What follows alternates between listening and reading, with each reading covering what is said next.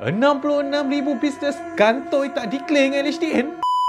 Newspaper The Star telah mengeluarkan satu publish artikel tau. LHDN find out 66,000 bisnes yang tidak membuat pembayaran installment cukai mereka.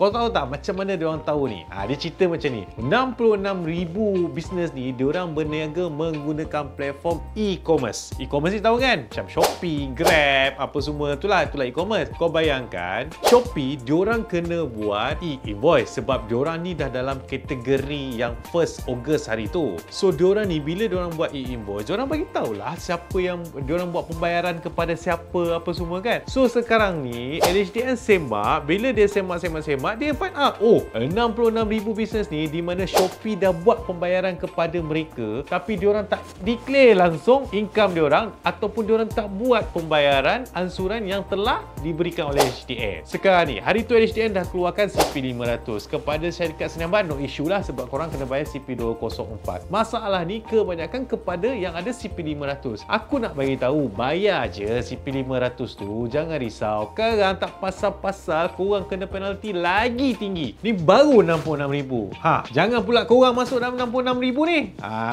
So nak cerita kat korang, buat je pembayaran CP500 tu. Kalau nak tahu lagi pasal kes-kes LHDN and so on, jangan lupa follow, like dan share.